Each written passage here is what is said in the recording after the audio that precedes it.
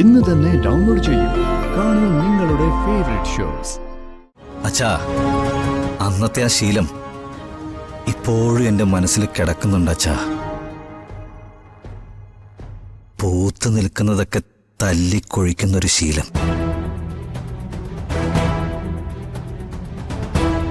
ജീവൻ അങ്ങനെ തല്ലിക്കൊഴിക്കാതിരിക്കണമെങ്കിലേ ഒരൊറ്റ മാർഗേ ഉള്ളൂ.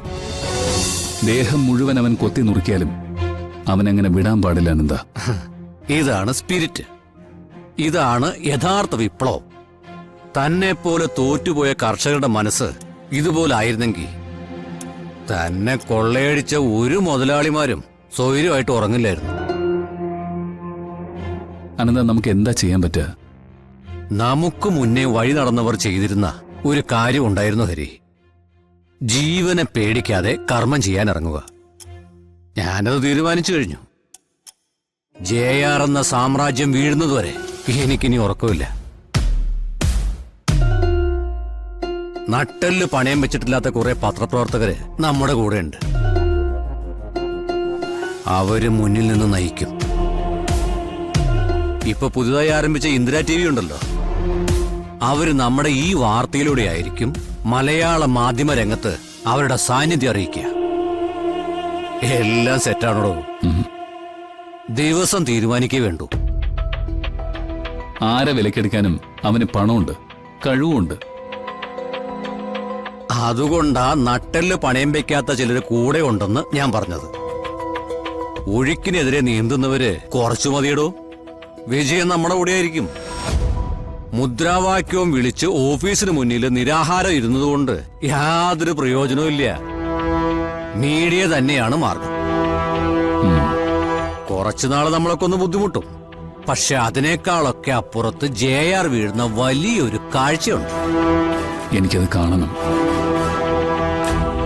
എന്റെ കുടുംബം, എന്റെ കൃഷിയിടം, ഒരുപാട് പേർക്ക് ഞാൻ കൊടുത്ത വാക്ക് എല്ലാം തച്ചുടച്ചവനവൻ. അവൻ അതിനൊക്കെ ഉത്തരം പറഞ്ഞേ പറ്റൂ.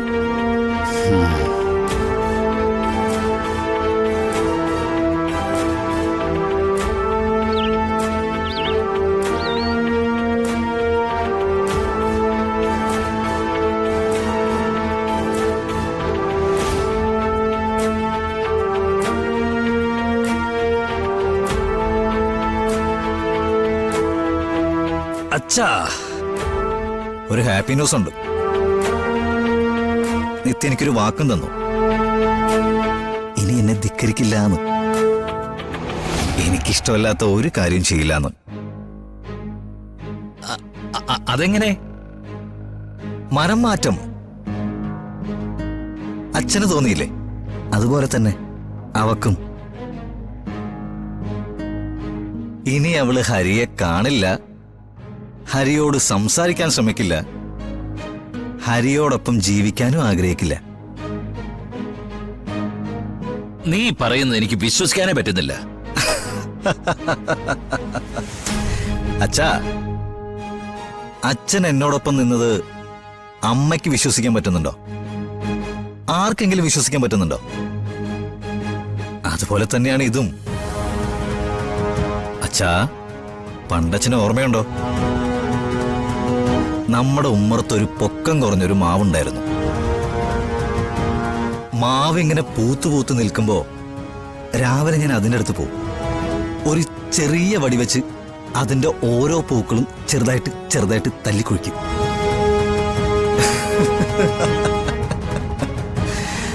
അമ്മ എന്നെ ഒത്തിരി വഴക്ക് പറയാറുണ്ടായിരുന്നു. അച്ഛനെന്നെ തല്ലാൻ വരെ ഓടിച്ചിട്ടുണ്ട്. പക്ഷേ ഞാനത് വീണ്ടും ചെയ്യുമായിരുന്നു.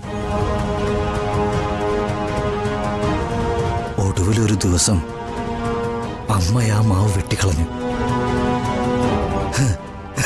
അച്ഛന് ഓർമ്മയില്ലേ? ഉണ്ട്.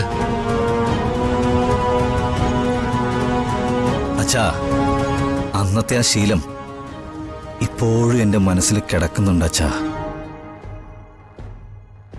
പൂത്തു നിൽക്കുന്നതൊക്കെ തല്ലിക്കൊഴിക്കുന്നൊരു ശീലം.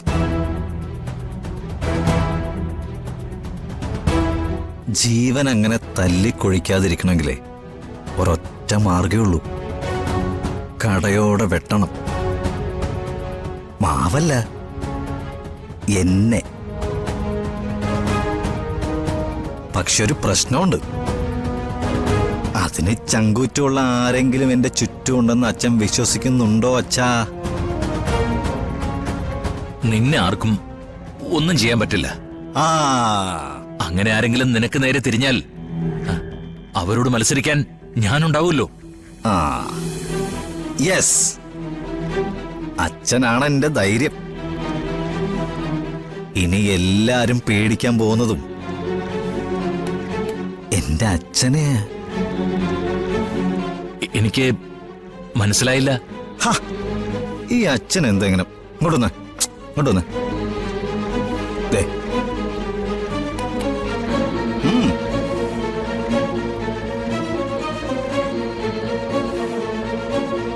അച്ഛാ, അച്ഛനെ ഞാൻ ഇരുത്തിയിരിക്കുന്നത് JR എന്ന് പറഞ്ഞ സാമ്രാജ്യത്തിന്റെ സിംഹാസനത്തിലാ.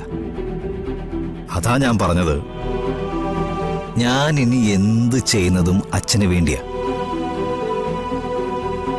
എന്നെ ഇനി ആരനുസരിക്കുന്നതും അച്ഛന് വേണ്ടിയാ. ഇടഞ്ഞു നിൽക്കുന്ന ഓരോരുത്തരായിട്ട് അടുത്തേക്ക് വരുമ്പോ ഒരു സുഖമില്ലേ? അത് അച്ഛന് പറഞ്ഞാ മനസ്സിലാവില്ല. ഞാനേ സ്വാമി എന്ന് കണ്ടിട്ട് വരാം. Okay okay, by.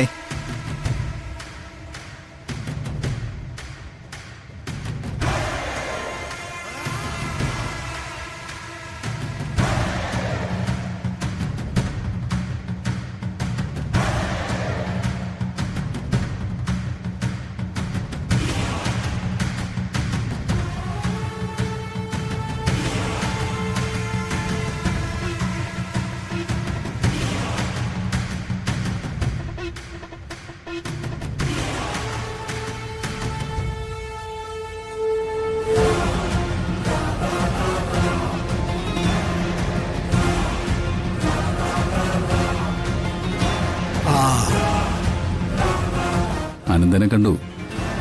സത്യം പറഞ്ഞ അയാളൊക്കെ ചങ്കൂറ്റുള്ള ആണുങ്ങൾ. JRനെതിരെയുള്ള സമരം നമ്മൾ വേണ്ടെന്ന് വെച്ചാൽ പോലും അയാൾ നിർത്തില്ല. സത്യം പറഞ്ഞ അയാളോട് സംസാരിക്കുമ്പോൾ ഞാൻ ചിന്തിച്ചു പോവുക, ഈ മണ്ണിനോട് സ്നേഹമുണ്ടെന്ന് പറയുന്നത് കർഷകരായ നമുക്കാണോ അതോ പത്രപ്രവർത്തകനായ അയാൾക്കാണോ എന്ന്. അല്ല മോനെ, നീ നിത്യം തമ്മിൽ കണ്ടില്ലേ? കണ്ടു. ആ, ഞങ്ങൾ കുറെ നേരം സംസാരിക്കുകയും ചെയ്തു. അയാൾ കുറെ കരയുകയും ചെയ്തു. എന്നിട്ട് നിത്യ ആരോടെ പോയത്? ആരുടെ കൂടെ പോവാൻ?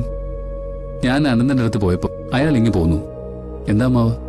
അല്ല, നിത്യ ഇവിടെ ഒന്ന് ഇറങ്ങിയതേ ജീവന്റെ കൂടെയാ. മധുര നൊമ്പരക്കാറ്റ്